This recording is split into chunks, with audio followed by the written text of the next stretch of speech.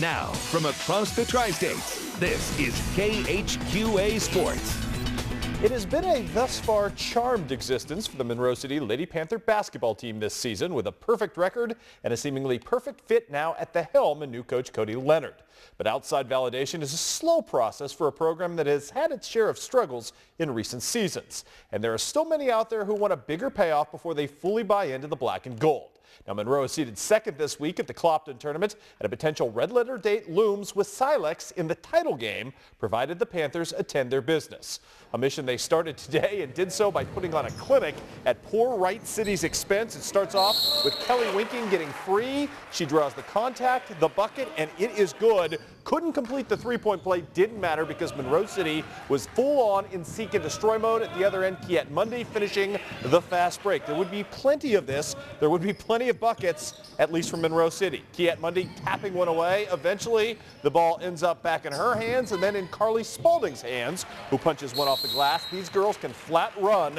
Plenty of speed from that state championship track and field squad in play here. More Kiet Monday, pull-up jumper. That is nifty as well. How about Olivia Krager, too, making a killing tonight on the baseline as she gets free here and scores. All Monroe City all the time. They opened on a 12-0 run before Wright City even took a shot in this game. It was that ugly as Monroe City gets the victory 53-6. And if you're wondering, that 6-point output, not the lowest in Clopton tournament history. Clopton held a team to just 2 points last year. And speaking of the Lady Hawks, it's somebody's birthday. Congratulations to Larry Loggeman, who turned the big 4-0 today. In fact, his girls got him an age-appropriate gift today, a wheelchair to wheel him into the gym.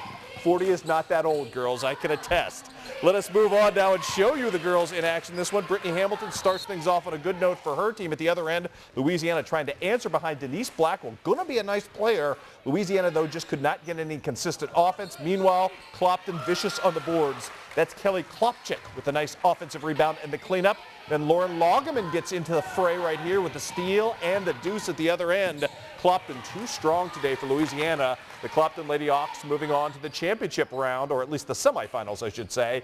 53-29 was your final for Clopton. On the boys' side of things, Hannibal opening up as the 2 seed and looking very good, at least in the second half, against Barat Academy. First half, a little sluggish for the Pirates, but that's why we make editing, because we can take out all the bad stuff and show you the good, like this Dalton Powell bucket, 2 of his 20 points in the game. And then it's Mitch Nichols with a nice steal. At the other end, he's going to find Austin Haynes healthy and looking good right here for the kiss-off glass. Decent lead for Hannibal, not a great one in the first half. Third quarter, though, things kind of loosen up a little bit. Dylan Powell making the nice move in the blocks and the and one as well to go along with it. Later, it's Elijah Harrison cleaning up on the fast break. Pretty stuff right there as Dylan Powell finds him, or Dalton Powell finds him with a nice pass. More to come right here. It would be a flurry after Barat Academy closed to within 8. All Eric Hugenberg all the time as he just kept knocking down triples. He was unstoppable, and at that point forward, so too are the Pirates. They move on to the championship semifinals as they get the win today. Do the Pirates. Final count in this one sees them victorious by a rather sizable margin. Meanwhile, earlier in the day, Hannibal would advance to take on the winner of this game, Monroe City and Silex. Congratulations to Brock Idris, who got engaged over the holidays. Good for him. His team off to a fast start as Kyle Fulton takes the fast break run out there and gets the deuce early on.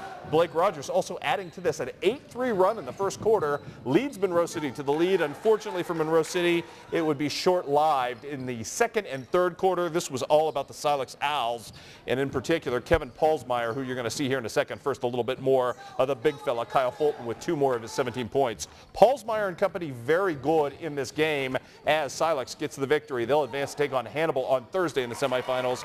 Silex gets the big win in this ball game. Also tonight, victorious were the Clopton Hawks, Carrie Bibbs' team, taking on Louisiana. They were down 9 early in this game, and then things got good. Levi Adams right here going to get the 3 to kind of get his team going, and things would go nuts for Clopton from that point forward. Jameel Shelton had himself a second quarter to remember. Beautiful bucket for him right there. Shelton gets big-time ridiculous going on the rest of this frame. He and Jack Hicks just absolutely took over the ball game, and Louisiana was never quite the same as the Bulldogs get defeated. Clopton gets the win.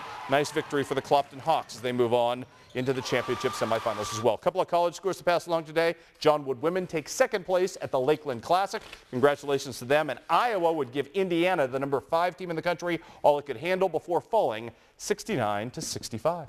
All right, sounds good. Thanks, Chris.